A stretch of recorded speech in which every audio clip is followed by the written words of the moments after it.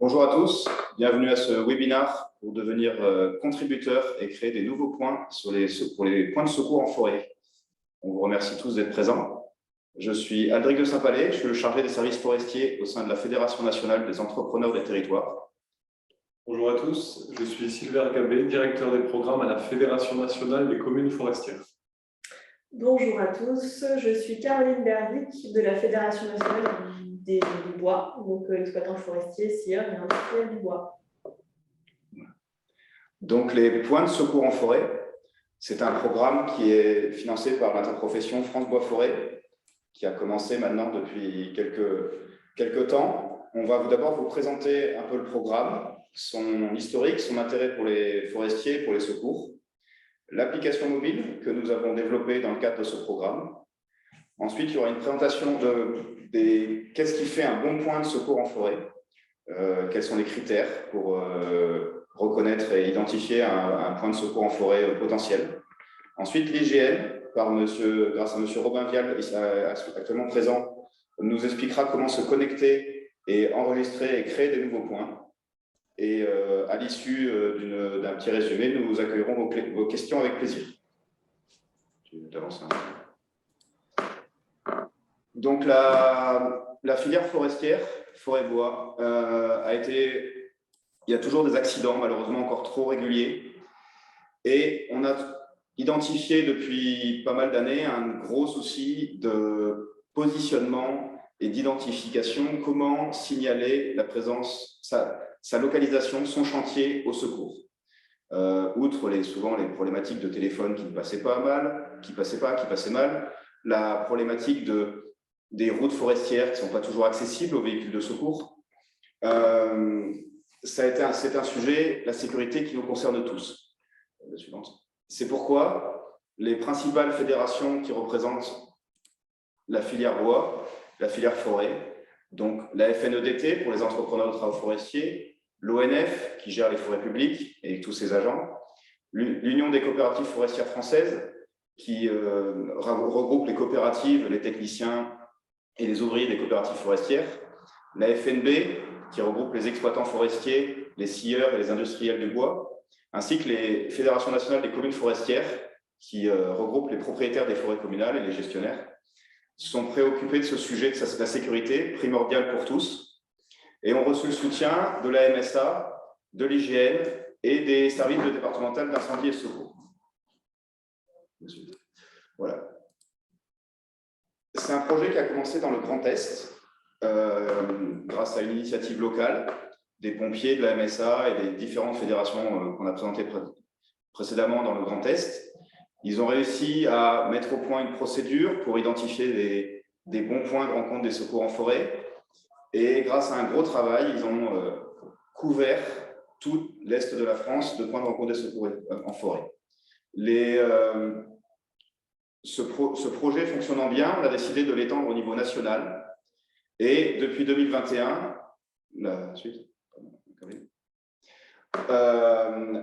l'ONF a fait un gros travail et a recensé 20 000 points dans les forêts qu'elle gérait, en forêt publique, domaniale et communale, notamment, donc bien sûr, le Grand Est, les forêts de montagne, toutes les forêts domaniales du centre de la France sont très bien couvertes grâce à un gros travail de l'ONF. On les remercie pour ça. Et donc, ces points sont à disposition de tous, bien sûr, pas uniquement de l'ONF. Donc, ils servent pour les entrepreneurs qui travaillent, pour les ouvriers de l'ONF, pour les exploitants forestiers, pour les randonneurs, pour les chasseurs éventuellement. Car ces points, en cas d'accident, vous pouvez tous envoyer leurs coordonnées au service de secours et ça permet de vous identifier votre localisation précise. Vas-y, passe la suite. Alors, quel intérêt pour les forestiers de cette application? Je pense que la plupart d'entre vous sont particulièrement bien placés pour connaître les contextes des métiers de l'exploitation forestière. Un des critères sur lequel il y a eu énormément de progrès ces dernières dizaines d'années, c'est la question de la dangerosité des métiers en forêt, qui, grâce à la modernisation des équipements, a été drastiquement réduite ces dernières années. Un critère, par contre, qui est inhérent aux écosystèmes forestiers, ça reste l'isolement des chantiers. et finalement la difficulté pour les unités de secours à rejoindre des parcelles sur lesquelles se produisent les chantiers. Et l'adoption finalement d'un outil commun entre les professionnels de la forêt et les unités de secours permet finalement la mutualisation de bonnes pratiques, d'information de géolocalisation qui permet d'un côté de sécuriser les chantiers et de l'autre de gagner en efficacité lors des opérations de secours. Les deux points majeurs finalement sur lesquels les forestiers s'accordent sur l'utilité de cet outil, c'est dans un premier temps un point qui est logique, c'est finalement le gain en efficacité qui est produit par la mise à disposition de points sur lesquels on est rassuré sur la présence d'une capacité de téléphoner, d'un point de retournement et une géolocalisation qui permettent aux unités d'organiser leur déplacement. Et le deuxième point, qui est un peu plus secondaire, mais qui est tout aussi important, c'est la capacité indirecte que permet cet outil aux professionnels de s'organiser en amont de leur chantier pour finalement organiser bien sûr leur transport jusqu'au point, mais également transmettre les informations de géolocalisation à leurs proches ou à leurs collègues et identifier le ou les points desquels ils seront le plus proches afin de se préparer, si jamais un accident a lieu, à communiquer le plus rapidement possible cette information aux concernés. On va maintenant passer la parole à un représentant des pompiers, donc le capitaine Aubertin, si vous nous entendez. Merci. Oui, tout à fait. Vous m'entendez également? Oui, très bien. Oui, très bien. Donc, quelques points sur l'intérêt des points de rencontre des secours en forêt pour les sapeurs-pompiers. Donc, pour remettre dans le contexte, il faut bien imaginer que quand vous faites un numéro d'urgence, le 18 ou le 112, et vous tombez sur un centre opérationnel des sapeurs-pompiers, vous avez de l'autre côté du téléphone un opérateur qui gère une activité opérationnelle sur l'ensemble d'un département. Donc, de ce fait, il a besoin de très rapidement localiser la victime et les moyens de secours qui sont les plus proches pour pouvoir être rapide et efficace dans le secours qui sera délivré. Donc, les points de rencontre vont permettre du coup de faciliter cette alerte de secours, puisque le premier critère de sélection d'un point de rencontre des secours en forêt, c'est bien la disponibilité du réseau téléphonique qui permet de réaliser cette alerte. Ensuite, il permettra de faciliter la localisation de la victime afin d'engager, bien sûr, les moyens les plus proches. Donc, pour ce faire, ces moyens sont partagés avec les SDIS, sont connus des forestiers qui sont sur les chantiers, et le fait d'avoir un code partagé et un point de rencontre qui est nominal et identifié, c'est-à-dire quand l'appelant donnera le numéro du point, il n'y a pas besoin de faire beaucoup de recherches directement dans le système de gestion informatique et cartographique du service départemental d'incendie de secours. Et bien, directement sur sa cartographie, l'opérateur verra exactement la localisation du point de rencontre et pourra trouver du coup le moyen le plus adapté et surtout le plus proche. Ensuite, donc ça, c'est des choses qui sont maintenant aussi facilitées de par les technologies GPS avec les précisions qu'on peut en connaître. Donc, ça permet également de vérifier s'il n'y a pas des difficultés avec le positionnement GPS, soit de montre ou de téléphone. Dans un second temps, ça va aussi permettre de faciliter la rencontre entre les secours et la victime ou le témoin. C'est-à-dire que ça définit un espace où on est sûr, vecteurs de secours, qu'ils seront en capacité de venir jusque-là dans le massif forestier, puisque les massifs forestiers ne sont pas toujours accessibles à des engins de secours qui, dans ce cas-là, seront majoritairement des ambulances. Donc, ils sont plutôt taillés pour le milieu urbain. Donc là, c'est aussi une des caractéristiques du point, c'est-à-dire que ces points sont accessibles en tout temps par les secours. Donc, un témoin pourra, ou la victime pourra se rendre également à ce point et rencontrera les secours de manière sûre. Enfin, ça permet de faciliter l'accès des secours aussi au plus proche, puisque le point se situera au plus proche de l'accès de la victime, et du coup limiter les délais d'intervention en réduisant le temps entre l'endroit où les secours vont poser le véhicule et commencer une caravane pédestre pour se rendre jusqu'à la victime. C'est véritablement le point le plus avancé dans le massif avant de rencontrer la victime.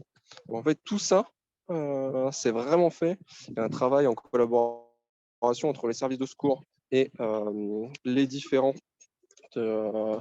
personnes qui pourront être amenées à être secourues en forêt pour faciliter l'arrivée des secours, donc les premiers engins, mais également les renforts qui sauront également très rapidement où se mettre pour gagner du temps dans la prise en charge des victimes et ainsi limiter au maximum les blessures. Parce que bien souvent, sur des accidents de forêt, on est sur des blessures graves et la célérité d'arrivée des secours est vraiment importante dans ce cas. Donc voilà pour l'intérêt de prendre en compte des secours en forêt pour les secours. Merci à vous. Merci beaucoup, mon capitaine. Donc, dans le cadre de ce projet, on a développé, on a lancé l'année dernière une application mobile que vous pouvez tous télécharger. Vous voyez apparaître à l'écran les QR codes si vous pouvez scanner directement sur votre écran. Cette application, pour la télécharger, c'est une application qui est légère, qui est gratuite, qui n'a pas besoin de demander de connexion ni de vous enregistrer. Et elle vous permet de consulter tous les PRSF actuellement disponibles en France. Et bien sûr, elle sera mise à jour avec tous les nouveaux points que vous, contributeurs, apporterez régulièrement. Cette application, elle est conçue sur deux concepts, prévention et réaction. Vas-y. Le premier point, c'est prévention. Vous préparez votre chantier, vous allumez l'application et voilà, donc vous voyez l'écran apparaître sur votre droite. Vous allez préparer votre sortie. Vous allez indiquer où est-ce que vous allez travailler, où est-ce que vous allez vous rendre. Donc, le plus simple, vous tapez la ville. J'ai pris Albertville, en Savoie, quelque chose d'assez simple. Et il va vous proposer soit la commune, soit directement des PRSF qui sont à proximité. Donc, vous cliquez, vous repérez les PRSF, vous regardez, vous choisissez en fonction de votre chantier, de votre randonnée, de votre visite sur le terrain, celui qui vous convient, ceux qui vous conviennent, peut-être plusieurs PRSF conviennent à votre chantier. Vous pouvez changer la fond de carte, photo aérienne ou le plan IGN classique, pour mieux vous repérer. Et une fois que vous avez sélectionné votre point, vous voyez les numéros des PRSF qui apparaissent en bas, avec leur commune sur laquelle ils sont disposés. Donc, vous sélectionnez le point le plus adapté à votre situation, à votre chantier, à votre futur chantier, et vous le sélectionnez, et il va vous proposer, à ce moment-là, de prévenir quelqu'un pour lui dire que de tel moment à tel moment, vous serez à proximité de tel point. Donc là, pour demain, le 28 juin 2022, en matinée, je serai à côté de ce point, à côté d'Albertville. Et l'application me propose de créer un SMS, à envoyer à un contact parmi mes collègues, mes parents, et ainsi de suite. Un SMS pré-rédigé que je peux modifier, bien sûr, avant de l'envoyer, et qui permettra aux personnes de savoir à côté de quel point je me trouve. Une sécurité supplémentaire, une sécurité à l'avance. La préparation du chantier, c'est essentiel. La préparation de votre sortie en forêt, que ce soit pour un travail lourd ou une randonnée simple, c'est essentiel pour la sécurité des forestiers et des randonneurs et des usagers de la forêt au sens large. Voilà. Deuxième cas, vous êtes en réaction, il est arrivé un accident, vous devez trouver rapidement le point de secours le plus proche de vous. Donc là, vous choisissez la case rouge, vous êtes en forêt. Alors bien sûr, moi je suis basé à Paris, donc le GPS me positionne au centre de Paris. Il me propose le point le plus proche, qui se situe à Sannois, qui est à 9000 mètres, mais peut-être que ce point n'est peut-être pas J'estime que ce n'est pas le plus facile d'accès, donc je peux en choisir un autre, éventuellement, parce que j'estime que la route pour venir depuis ce point est plus facile. L'application me propose quoi faire. Donc d'abord, de repérer le point de secours, d'appeler le 112 ou le 18 et de surtout suivre les instructions qui vont être données par votre interlocuteur. En appelant le 112, en cliquant, vous êtes automatiquement rapporté sur votre système d'appel de votre téléphone et vous pouvez entrer en communication avec les services de secours et leur donner le numéro du PRS 95 VE15 qui se situe à Franconville et qui se trouve le plus près de votre position. Donc ça, c'est les deux fonctions de l'application en prévention, en réaction. C'est une application qui fonctionne pour tous les téléphones portables et qu'on vous incite à télécharger dès maintenant. si vous ne l'avez pas déjà fait. Donc ensuite, merci Aldric pour avoir présenté rapidement l'application et ses fonctionnalités. Aujourd'hui, donc comme on l'a dit en introduction, on a un peu plus de 20 000 points qui sont remontés sur la carte des PRSF. Et il y a des zones qui sont encore relativement blanches. Donc on a besoin en fait de contributeurs de terrain. Donc ça va être un travail collaboratif qui va mobiliser l'ensemble des acteurs de terrain pour faire remonter des points de rencontre complémentaires. Donc pour ça, il faut bien sûr avoir bien en tête le cahier des charges de ce qu'est un bon point de rencontre des secours en forêt. Le capitaine Aubertin vous a fait déjà un premier descriptif. Il y a un certain nombre de critères à respecter pour que le point de rencontre puisse bien remplir sa fonction d'accélérer ou en tout cas de réduire le temps d'intervention des secours. Alors bien sûr, le premier point, c'est d'avoir une bonne couverture téléphonique et qu'elle soit vérifiée. Alors c'est une couverture téléphonique pour des appels d'urgence. Donc il suffit qu'il y ait un opérateur qui couvre la zone et normalement c'est couvert. Par contre, il faut bien sûr tenir compte du couvert végétal qui parfois peut poser problème. Donc il faut qu'il y ait une couverture qui soit permanente tout au long de l'année. Pour pouvoir permettre des appels d'urgence. Ça, c'est le premier point qui paraît assez évident, donc du coup, pour pouvoir contacter le secours. Ensuite, le deuxième point, il faut que ça soit un emplacement géographique précis et unique. Précis, il faut que ça soit un point qui soit facilement repéré et repérable, que ce soit par les victimes, mais aussi par les secours. Il faut qu'il soit identifié de façon assez précise et qu'en plus, la personne qui attend les secours soit facilement vue de loin, en fait. Donc, il ne faut pas que ça soit un point au milieu d'un bosquet qui soit caché. Il faut que ça soit un point qui soit facilement identifiable, y compris de loin, pour encore une fois limiter le temps d'accès des secours jusqu'à ce point et donc la rencontre avec la personne accompagnant la victime. Ensuite, comme l'a rappelé aussi le capitaine Aubertin, il faut que ce soit un point qui soit accessible pour les engins de secours, donc carrossable à toute période, qu'il n'y ait pas de barrière parce que c'est sur une propriété privée éventuellement. C'est des véhicules assez légers, mais il faut quand même prévoir le stationnement et le retournement des véhicules en termes d'accessibilité sur ce point de rencontre. Et le dernier critère, alors là c'est un critère qui est plus général, c'est que globalement sur le projet, l'enjeu c'est d'assurer un maillage relativement cohérent et homogène. On ne va pas mettre deux points de rencontre très proches l'un de l'autre si la zone, si ce n'est pas opportun. Donc on va regarder et examiner pour qu'il y ait un maillage avec des points qui sont situés entre 1 et 3 km l'un de l'autre à vol d'oiseau. Donc voilà en gros les 4 grands critères de définition d'un bon point de rencontre des secours en forêt qu'il faut avoir en tête quand on souhaite en déclarer un nouveau et en mettre un dans l'application. Alors bien sûr, c'est essentiel d'avoir ce cahier des charges en tête, puisque derrière, il va y avoir des utilisateurs et des utilisations, et que si le point de rencontre ne répond pas à un de ces critères, alors surtout les 3 premiers, il risque, le point de rencontre ne va pas remplir sa fonction de limiter le temps d'intervention des secours. Donc c'est essentiel en tant que contributeur pour la déclaration de nouveaux points de rencontre des secours en forêt que vous respectiez ces critères-là et que vous vous attachiez à ce que lorsque vous faites la déclaration d'un nouveau point de rencontre, ces critères soient bien respectés. Donc je répète, la couverture téléphonique en tout temps pour des appels d'urgence, un emplacement géographique précis, unique et facilement repérable, et une accessibilité assurée pour les engins de secours en forêt. Et puis ensuite, assurer une homogénéité du maillage sur l'ensemble du territoire.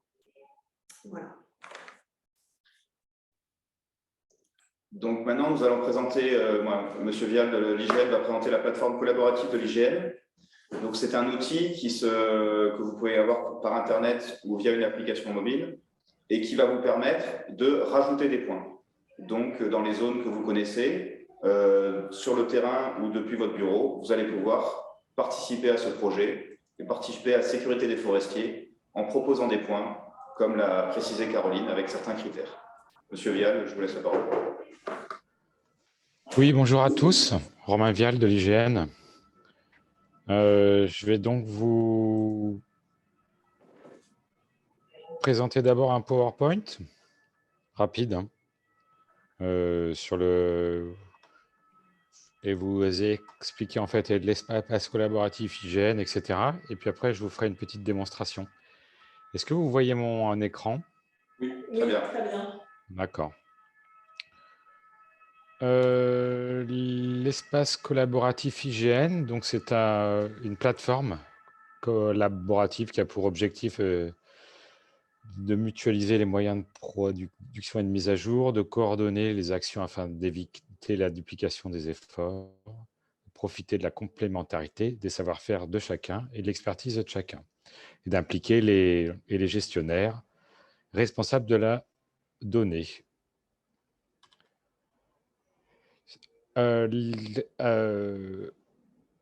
En fait, sur l'infrastructure du géoportail est adossé l'espace collaboratif. Et puis, nous avons aussi les guichets. En fait, les guichets, c'est des espaces personnels ou dédiés à des groupes d'utilisateurs qui leur permettent donc de partager et de faire évoluer leurs données tous ensemble. Ces données peuvent être soit visibles à tous, soit réservées à ce groupe d'utilisateurs, ce qui leur permet de constituer à terme une base de données comme les PRSF. À ce sujet, d'abord, les PRSF sont aussi visibles sur le géoportail IGN. Sur cet espace collaboratif, vous avez donc une version desktop et une application mobile qui peut vous aider à faire des relevés ou des signalements en forêt, par exemple. Alors, 3 slides, en fait, et puis après, je vais vous montrer comment on fait. Donc, pour être membre en fait, de l'espace collaboratif IGN, il faut d'abord se créer un compte. Ensuite, on reçoit un login, un mot de passe, enfin, on est accepté. Une fois que vous avez un compte sur l'espace collaboratif, vous avez la possibilité de choisir un guichet, parce qu'on a plusieurs centaines de guichets, donc il faut choisir le bon. Je vous montrerai comment. Il faut ensuite attendre la validation. Pardon, a priori, les gens ne voient pas la présentation. Moi, je la vois. Est-ce que dans le fil de discussion... Pourriez-vous préciser si vous voyez bien le slide, certains, ou si c'est un problème d'une seule personne face au souci? Ah, ça vient d'arriver. Okay. Ça vient d'arriver. C'était un problème. Un grand délai. Ah bon, okay. Pardon, alors reprenez. Monsieur Verne. A priori, c'est bon. D'accord. Merci. Parce que je lis pas le fil. Donc ensuite, vous allez dans mon compte sur la droite et on valide le choix du groupe parce qu'il y a plusieurs groupes rattachés au guichet PRSF. Donc, pour se connecter, il faut se créer un groupe. Voilà, vous avez plusieurs choix, PRSF Cofor, PRSF EDT, etc. en fonction de sa profession et de son appartenance. Et comme le disait tout à l'heure Caroline, lorsqu'on signale un point ou un nouveau point de rencontre, il faut compléter un certain nombre d'attributs. Donc, la voie carrossable ou pas, le stationnement possible, le risque de feuillage bloquant, etc. Je vais changer de partage, donc. Et puis, je vais vous mettre le partage de mon écran. Alors. Donc, normalement, ça devrait marcher aussi. Est-ce que tout le monde voit la même chose que moi, c'est-à-dire un un URL avec l'espace collaboratif IGN et Oui, c'est une bon. page Internet? D'accord, très bien. Donc, l'URL, c'est ça, espace collaboratif. Pour se créer un compte, c'est ici. On se crée un compte où vous remplissez toutes les informations, vous faites un mot de passe, etc. Vous recevez ensuite un email de validation. Une fois que vous êtes enregistré sur l'espace collaboratif, on vous propose différents groupes, enfin différents guichets. Par exemple, si on tape PRSF ici, vous avez tous les groupes liés au PRSF. Donc, je vous demanderai de bien faire attention à ça, à choisir le bon groupe.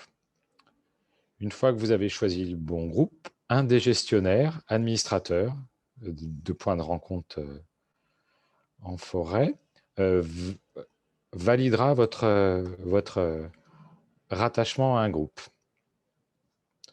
D'un point de vue fonctionnel, alors tout à l'heure, Caroline évoquait le fait qu'il fallait positionner un point correctement, effectivement, c'est préférable. Donc, vous pouvez le faire soit via l'appli mobile, soit là sur votre interface en desktop. On voit que les données IGN sont quand même relativement précises, donc vous pouvez le faire chez vous hein, si vous savez exactement. L'outil guichet, c'est assez intuitif, ça va assez vite, c'est-à-dire que vous avez différentes couches sur la droite que vous activez ou pas. Alors, en fonction du niveau de zoom, vous pouvez avoir le plan ou la photographie aérienne. Donc ça, c'est pour illustrer la précision d'un point. Et effectivement, on voit que là, il est positionné à un carrefour, qu'il est facilement repérable a priori.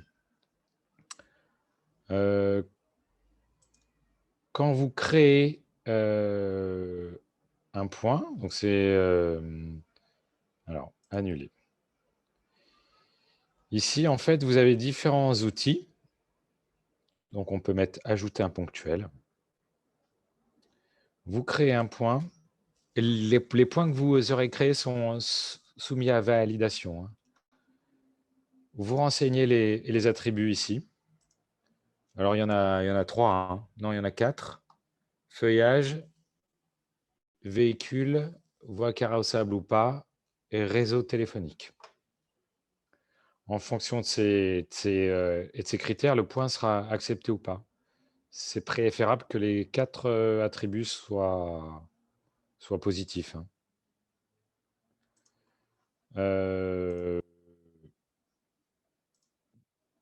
Donc, vous voyez, pour faire un point, c'est quand même assez... Enfin, c'est pas très... Alors là, je fais un point grossier, hein, n'importe où.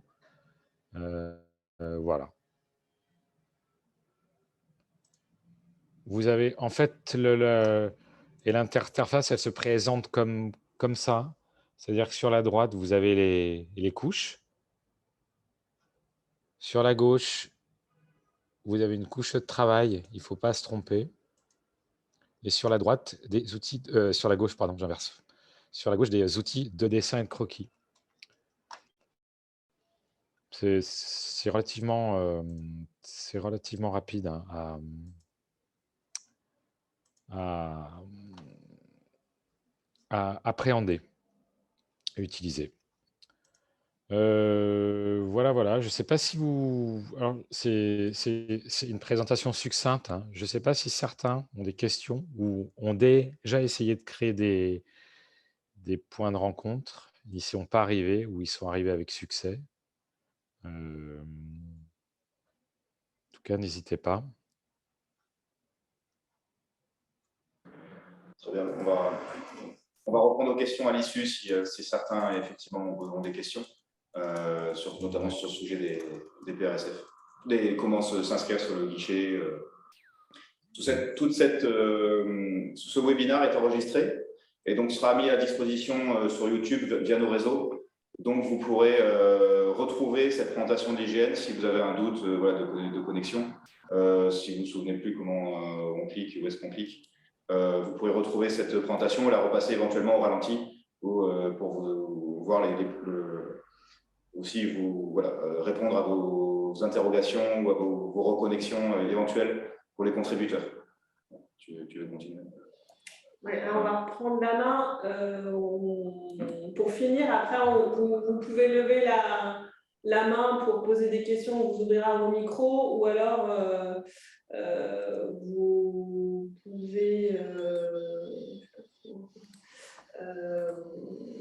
vous pouvez poser vos questions dans le fil de discussion. On va juste finir la présentation. Il me reste 2 slides et puis après on ouvrira les questions. Donc, créer un PRSF, 3 étapes. Vous l'avez vu, s'inscrire dans l'espace collaboratif, la présentation que vient de faire l'IGN. Relever les caractéristiques de son PRSF, la présentation qu'a fait Caroline il y a quelques instants, avec les 4 points importants de la couverture téléphonique, l'accessibilité, le repérage facile du point et la densité adaptée aux conditions géographiques locales. Et ensuite, saisir le point dans l'espace collaboratif. Donc, soit via Internet, soit via votre ordinateur de bureau. Vous pouvez ainsi saisir pas mal de points assez rapidement, soit sur le terrain, avec une application mobile que vous pouvez aussi télécharger, l'application mobile de l'IGN, espace collaboratif, qui se trouve sur le Google Play et l'App Store, et qui vous permet de saisir des points directement dans votre téléphone au cours d'une pause sur un chantier si vous avez repéré des points intéressants. Une fois validé par les personnes qui gèrent votre groupe, donc Monsieur Vial l'a présenté au début, il y a plusieurs groupes, PRSF EDT, PRSF COFOR, PRSF UCFF, PRSF FNB. Donc, en fonction de votre origine, de votre travail, de votre fédération à laquelle vous vous rattachez, vous choisissez votre groupe et c'est les pilotes de cette opération qui vont, les membres du COPIL, du comité de pilotage de ce projet, qui valideront les points. Et donc, régulièrement, on fera des mises à jour de l'application et des points que vous verrez apparaître au bout de quelques semaines et quelques mois sur l'application et qui seront comme ça mis à disposition de tous et pour un travail collaboratif au profit de la sécurité de tous les forestiers. Voilà. Donc là, vous voyez les contacts pour vos fédérations. Chacun s'adresse à son responsable et à sa fédération pour les renseignements. Alors, pour la Fédération nationale des communes forestières, il ne nous aura pas échappé qu'on n'a pas mis à jour du PowerPoint, donc on vous enverra une version actualisée à l'issue de la séquence. Donc, on vous remercie de votre attention. Il y a eu quelques questions dans le slide, dans la discussion, pardon. Sur le fait qu'est-ce que la signalisation des points est obligatoire sur le terrain?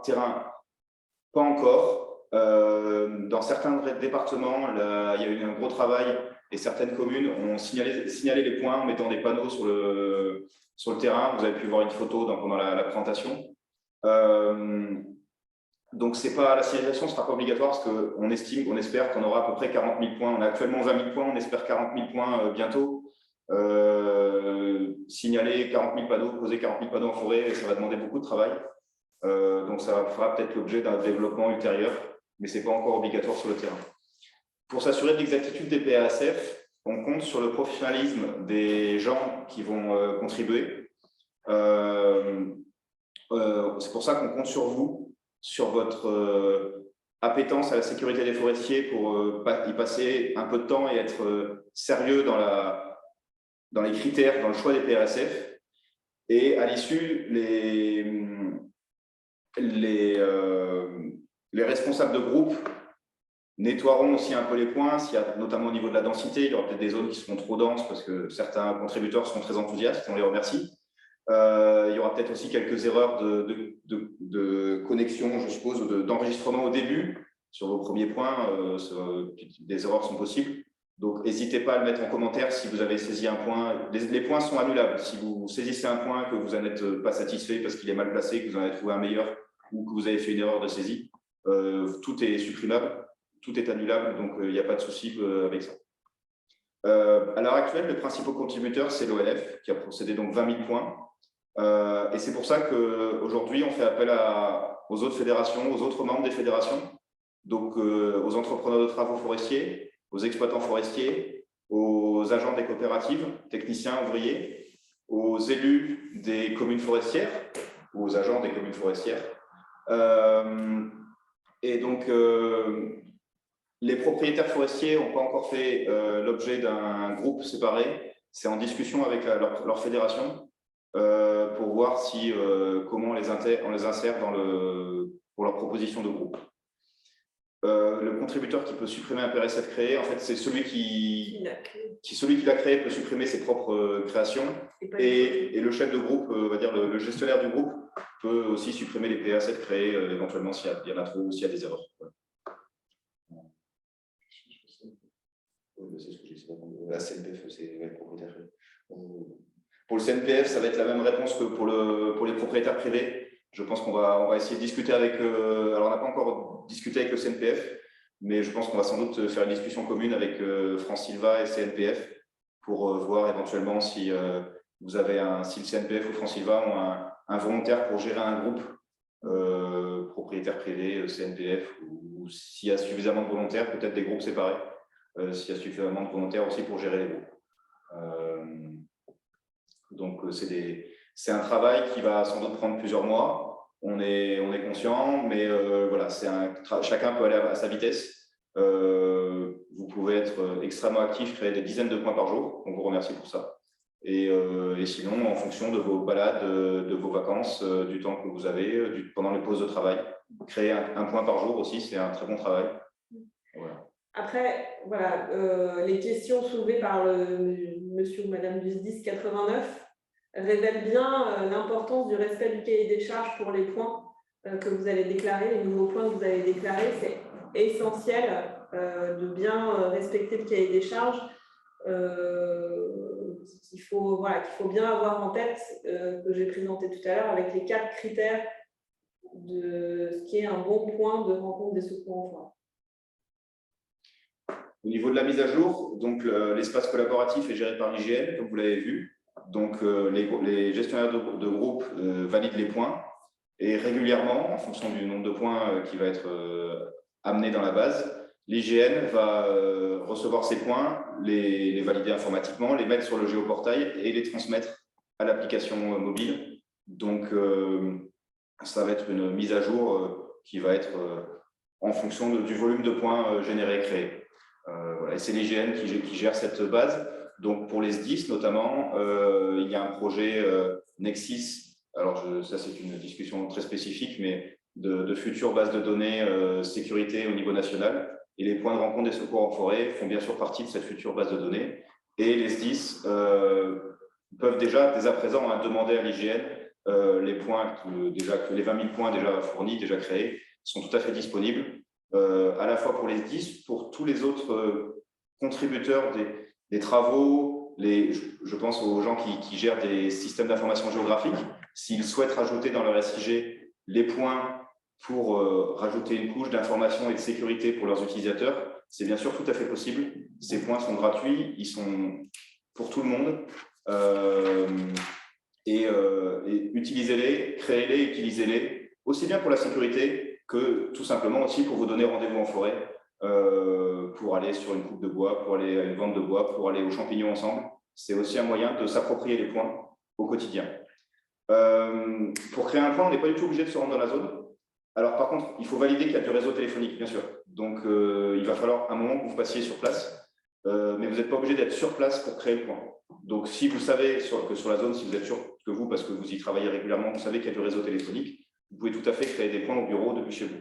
Mais par contre, il faut valider la présence de réseau téléphonique. Donc, à un moment, il faudra que vous soyez passé sur cette zone. Participation de l'inventaire forestier de l'IGN. Pour l'instant, pas de... Non, je n'ai pas de réponse à la question. S'ils sont volontaires, on trouvera peut-être une façon de les faire participer avec plaisir.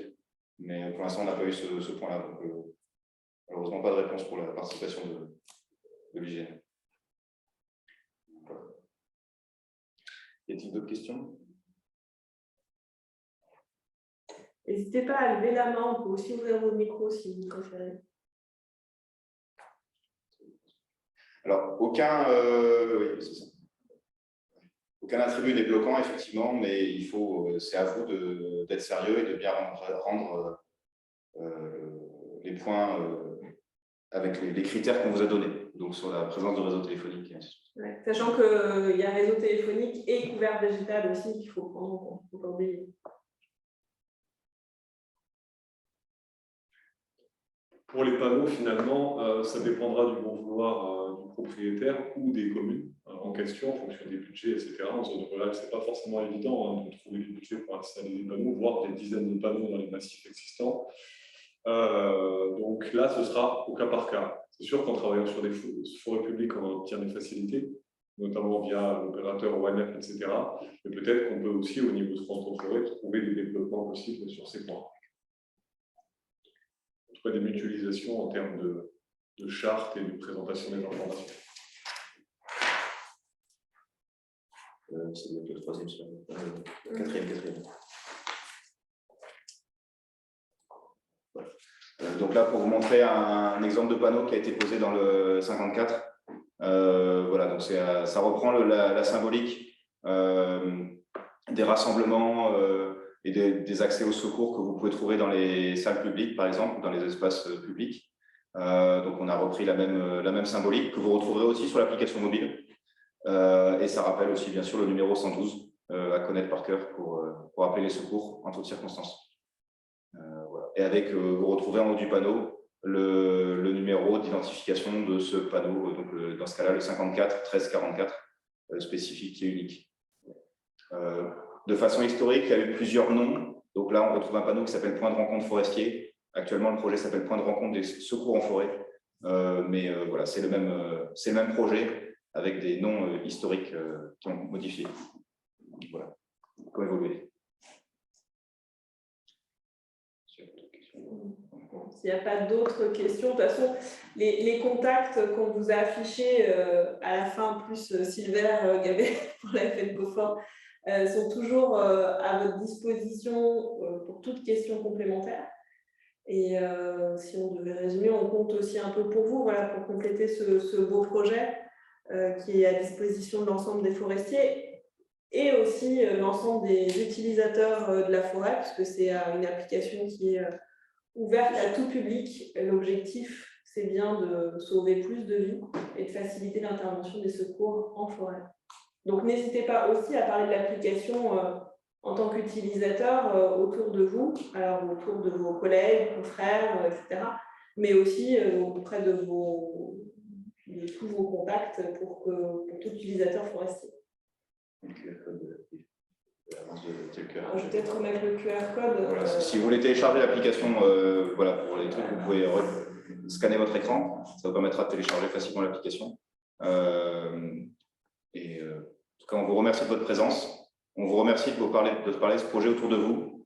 Comme je le disais tout à l'heure, ce webinaire sera disponible en replay sur YouTube. Vous le trouverez via les réseaux de vos fédérations. Et donc, n'hésitez pas à partager le replay de ce webinaire pour avoir un maximum de contributeurs et ainsi participer pour tous à la sécurité en forêt, qui nous intéresse tous en premier lieu, je pense. Je vous remercie. Merci à tous. Merci, bonne soirée. Merci, au revoir. Au revoir. Au revoir.